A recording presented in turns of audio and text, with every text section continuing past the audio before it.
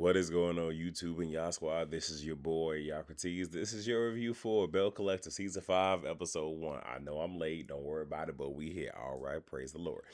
So, we see that the collective is fractured. So, that's pretty much going to be the theme for this season. So we start with Akeisha. Willie wanted his family to be back together. So, they packed up, moved back up north to find out that her proposal was approved. So, she got I'm sorry, her proposal was approved to get a building, just one on Fair Street. So she's back in Mississippi. So Gucci stops by. They talk about splitting that office space, let her, so Gucci will work there in half of it. Akeisha have the other half. They say who they've been in contact with. Tambra and Letitia both showed Selena support during the court hearing. Tambra claims that, she was subpoenaed for a peace bond. Akeisha wants to get the group back together. Now, look, I'm going to say this. Akeisha not going to get me to believe that she really lives in Mississippi. Okay. Because, I mean, here's the thing. We have people that's on reality shows where they live in one place. They will fly to wherever they need to, get them a rental or whatever, film in that area for however long they need to, and then go back to where they come back for the reunion. You know what I'm saying? Like, it's a job. So I don't believe that, they're truly committed to living in Jackson, Mississippi, but I could be wrong. Um, and we'll talk later as we get there about the whole peace bond thing in Tamara. So Glenn and Letitia, they want to sell their first home. They're doing renovations. Their vow renewal is on hold. Glenn claims he can't leave the he can't learn the elevated Tisha if she's unavailable. Now this whole elevated Tisha, we gon' and yeah, as we get through these episodes up to episode 4, yeah, we got some things to talk about. So now we have Taste, which is a bar and grill. That's Latrice. Um, what did I put here? Oh, the bottom is going to be a bar and lounge. The upstairs part is going to be suites, which is a great thing. That's something that of somewhat of a business venture we saw try to happen in Huntsville. Did really come to fruition. So this seems like it's going to be. And that is a great idea to have your business down like on the first floor, upstairs, rent out suites so that way you have supplemental income coming in. Fantastic idea. Love it. Selena joins, and this is her formal introduction. Selena is going to be the bar manager. Don't really know how that's going to work out, especially again mixing friendship with business.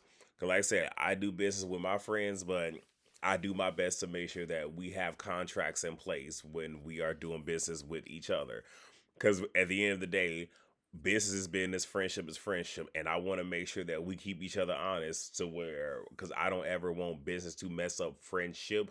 At the same exact time, if I have friends that can do certain jobs, why would I go and outsource somebody else when I can line the pockets of one of my friends? But again, make sure contracts are in place. That's all I'm saying.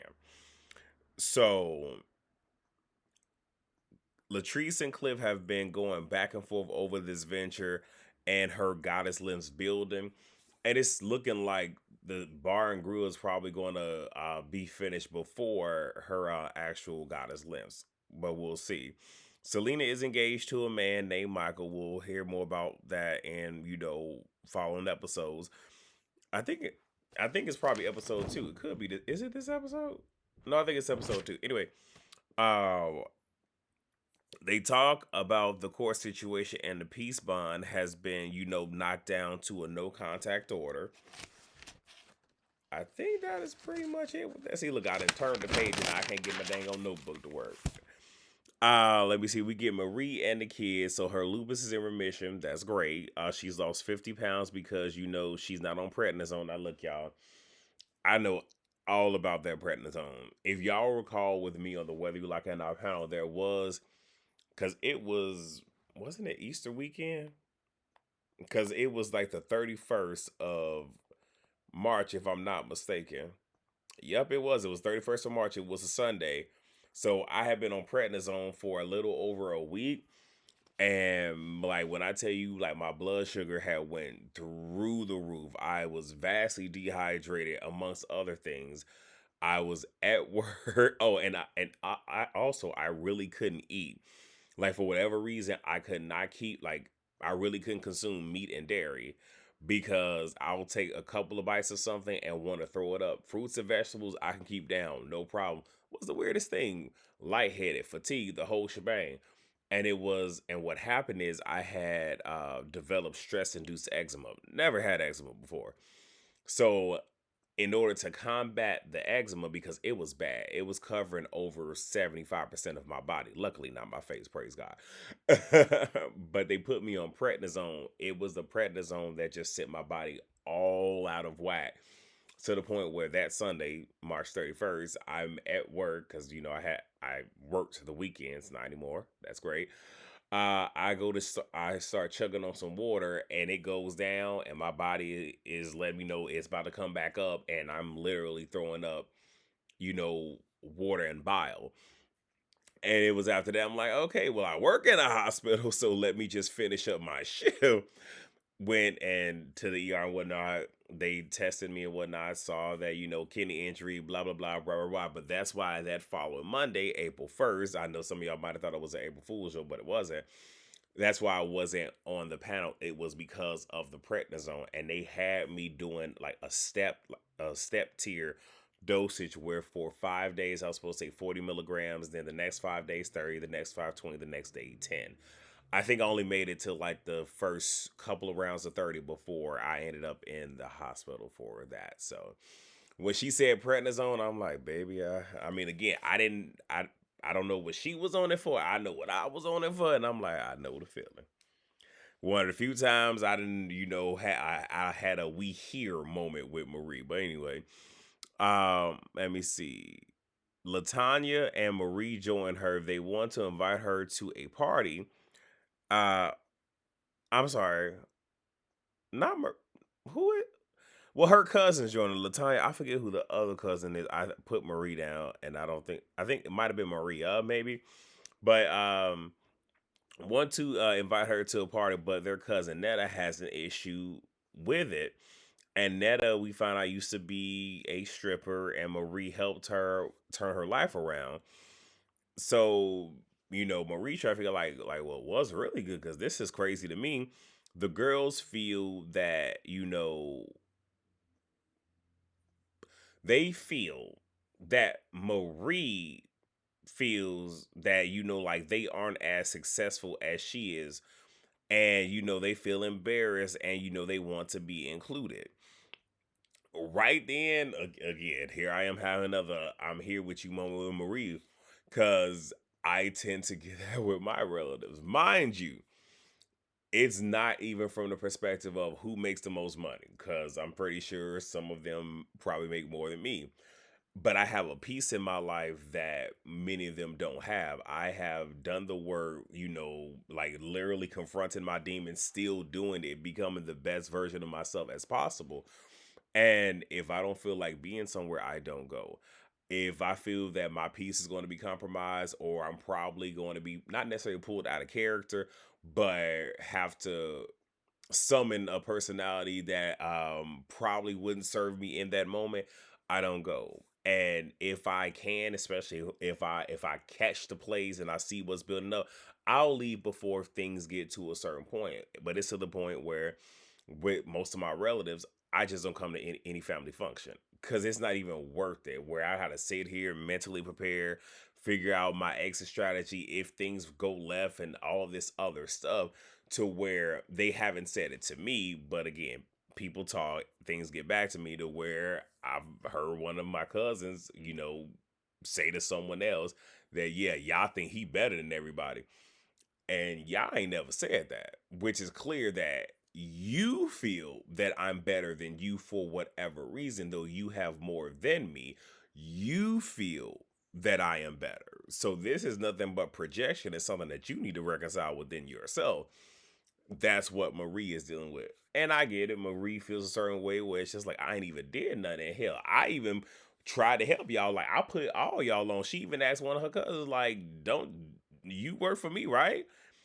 But it's oh yeah, but you ain't make us, and it's like y'all got all this fever and all this heat for her, and I don't even get it. And again, I ain't a Marie fan, but at the same exact time, the hell. And one thing I'm gonna say is I don't know what it is about this part of 2024 where it's me watching reality shows and individuals that I don't really see it for. I'm having to sit here and agree with them. I don't know what's going on in the world, but anyway.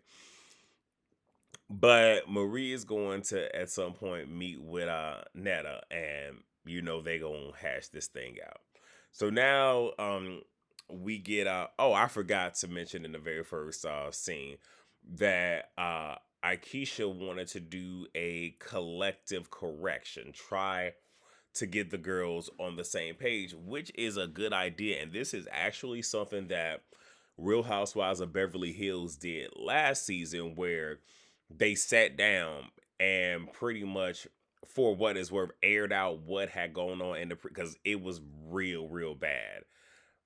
Going into, I think, what it was, that season 13, and it's them trying to hash out as much of it as possible and get to a place to where we can try to move forward because there was really no moving forward then. So this is her way of, let's try to get all this out so we can attempt to move forward, because rehashing everything that we've been dealing with for the past 2 years maybe, it doesn't serve for good TV, right? So Letitia feels that the meeting may be a way of Akeisha, pushing her agenda when it comes to Fair Street. Partially it is, but I've learned that everybody has an agenda. Regardless of who you are, everybody has an agenda. It just is what it is. Akeisha gives them a tour of what she is hoping to accomplish on Fair Street, so kind of what Letitia was thinking. Marie cannot make it because of the opening of a treatment clinic. So Letitia tears up because she used to be able to call Latrice about things, especially wish she could, during this period in her life. Latrice feels after this meeting, people will be back on the phones with the whole catty mess. That right there, I can agree with, because it's the whole thing of, we're sitting here. We're going to have this moment. We're going to cry. We're going to hug. And then as soon as we leave here, we're going to revert back to the same BS that we were doing on the phones and the group chats and whatnot.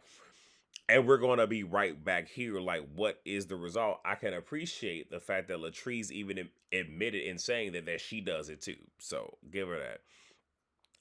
Akeisha wants to, this to be a safe space for them to share how the other people have wronged them. Latrice says they already know. Akeisha shares, she found out Glenn and Letitia, was trying to set up her husband from Latrice. Now, Letitia denies it. We don't really hear a whole lot from Latrice, but I'm somewhat inclined to believe it. Just saying. So Tamara brings up, Gucci, being shady, and says, she can handle it, but not when family is involved. Gucci brings up, the court mess. And Tamara says she is a prominent person, and this attorney is prominent with her family. So if he calls me, I don't need to be subpoenaed. Tamara, you just told on yourself, sweetheart, which means that you weren't subpoenaed. You chose to go there. And if that's the case, just say that. Just say, I chose to go for whatever reason, but whatever. Let me see. Tamara never meant to hurt anyone. Latrice and Gucci, clear the air. Latrice feels the girls inserting themselves into her business. But Akeisha says that, they were a part of it, dealing with her and Cliff.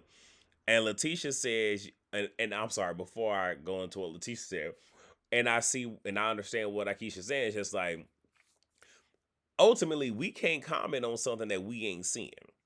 So if he ain't yoking you up, if he ain't talking to you crazy, if he's not doing all this ish, not only in front of us, but on camera, we won't have nothing to talk about. But the fact that he is, and we clearly see it, Yeah, mind you, do people have to voice their opinions? Not necessarily, but he's doing it in front of us. So if he didn't want us to talk about it, then why is he doing it in front of us, right? Letitia says, they can't change the past, but let's be accountable from this day forward. And she wants to have a one-on-one with Latrice later. I believe that's the next episode. Again, I have all the notes. I'm just trying to go through it, and I'm gonna do each individual episode separately, so y'all can get it like that. Okay. So then we get Latrice and Antoinette. It's a teeth cleaning. Latrice brings up